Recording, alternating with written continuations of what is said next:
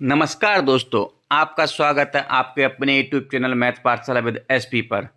आज हम लोग नंबर्स के बारे में और नंबर लाइन पर किस प्रकार से किसी इनक्वलिटी को रिप्रेजेंट करते हैं, बेबी मेथड का हम अच्छे से यूज करना आप लोगों को सिखाएंगे। नंबर्स क्या होते हैं? जैसे नेचुरल नंबर होता है तो नेचुरल नंबर में n equal to 1 2 3 4 into infinite तक होते हैं, इसको हम नेचुरल नंबर बोलते हैं। नंबर 2 होल नंबर क्या होता है? 0 1 2 3 अप टू इनफाइनाइट। तो मतलब नेचुरल नंबर में 1 2 3 से स्टार्ट होता है और होल नंबर में 0 से स्टार्ट होता है। तो जो होल नंबर होता है वो सुपरसेट होता है किसका? नेचुरल नंबर का। या हम कह सकते हैं नेचुरल नंबर जो है वो क्या है? सबसेट है किसका? होल नंबर का।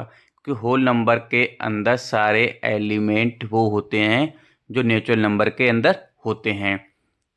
नेक्स्ट इंटीजर क्या होता है? माइनस इन्फिनिटी से लेके प्लस इन्फिनिटी तक।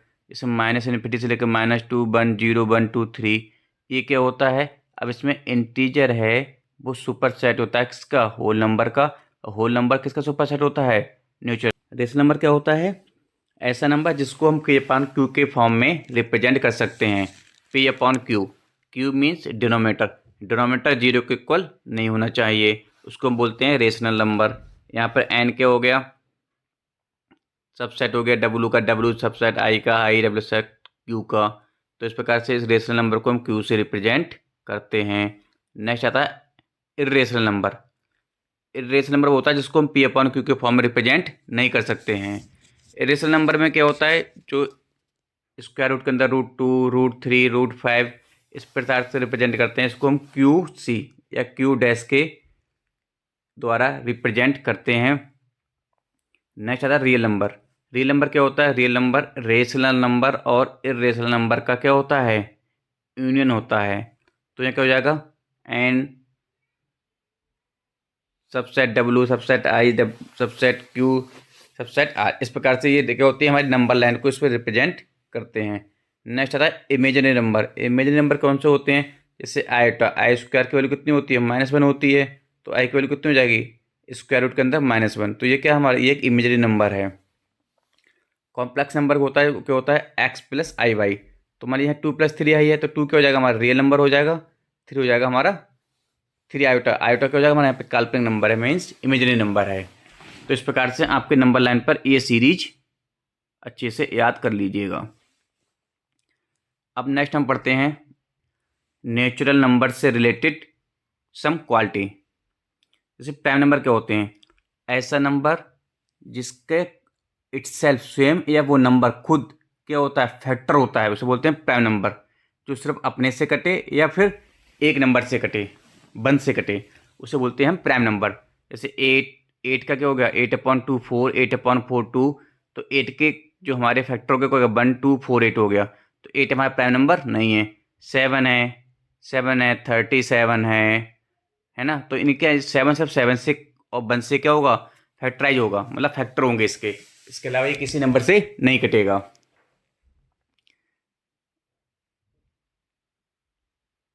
जैसे 2 3 5 7 11, ये क्या हो गया? हमारे प्राइम नंबर हो गए।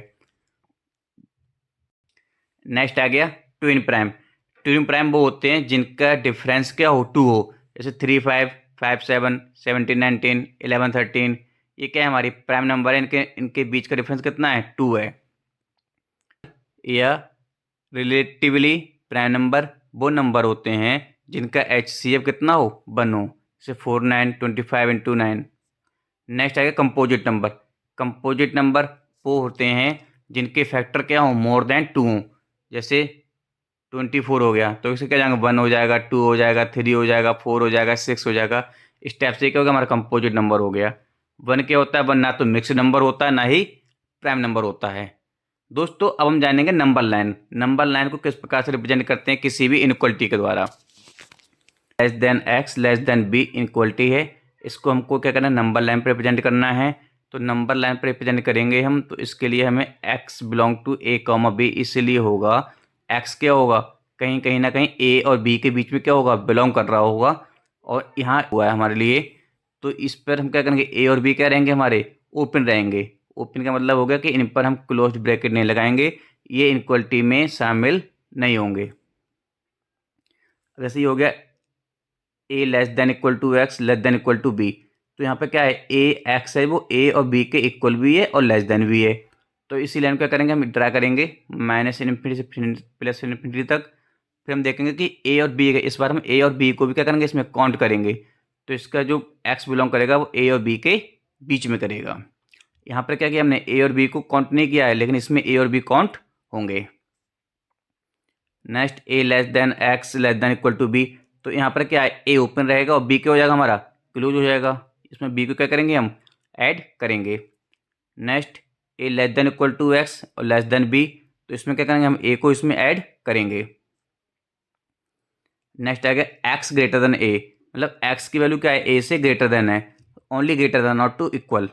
तो ए के यहाँ पर रिप्रेजेंट किया हमने ए से इक्वल, मतलब इससे ग्रेटर देन, तो एक्स की वैल्यू क्या होगी, ए से इन्फिनिटी तक होगी, तो A comma infinity.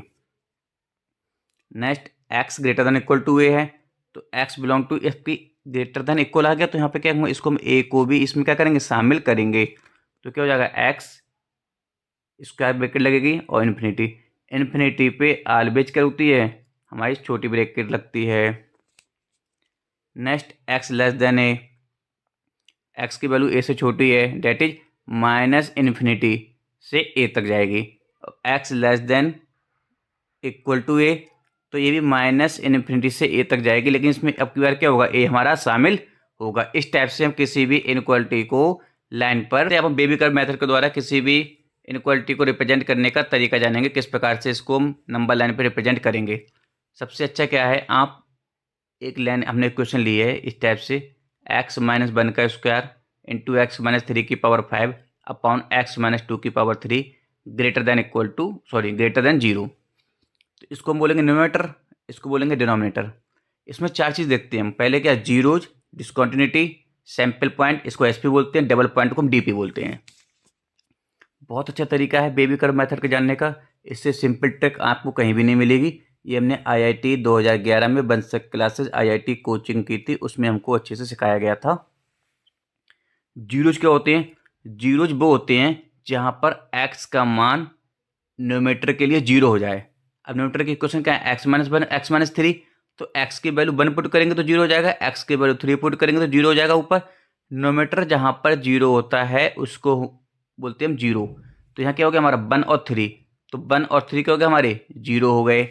Discontinuity, x की वैल्यू जिस पर डिनोमिनेटर क्या हो जाए 0 हो जाए, तो यहाँ पर डिनोमिनेटर क्या है, ओनली एक्स माइनस टू है, तो एक्स की वैल्यू 2 के लिए क्या हो जाएगा, ये 0 हो जाएगा, तो 2 क्या हो गया इसका डिसकंटिन्यूटी पॉइंट हो गया। नेक्स्ट सैंपल पॉइंट क्या होता है, ऑड पावर वाले चाहे वो डिनोमिनेटर में हो चाहे डिनोमिनेटर में हो, अंश में हो या हर में हो, जहाँ पर उसकी वैल्यू 0 होगी, ध्यान रखिएगा ऑड पावर। तो 3 और 5 क्या है, ऑड है, तो इसकी वैल्यू क्या है 3, इसकी वैल्यू क्या है 2 है, तो 3 और 2 क्या हो गया हमारे, ये एसपी हो गया, मतलब सैंपल पॉइंट हो गए। नेक्स्ट डबल पॉइंट क्या होते हैं, इवन पावर वाले, ऐसी ब्रैकेट जहाँ पर एक्स की वैल्यू क्या हो 0 हो, चाहे न्यूमरेटर में हो चाहे डिनोमिनेटर में हो। तो ऊपर ही है हमारे पास न्यूमरेटर में अंश में क्या एक्स माइनस वन का होल स्क्वायर, ये इवन है, तो एक्स की वैल्यू 1 हो गई। हमें ध्यान आ गया। 0 कैसे निकालते हैं, जहाँ पर न्यूमरेटर 0 होता है जिन पॉइंटों पर उसको हम 0 बोलते हैं। यहाँ पे हमको मिल गया 1,3।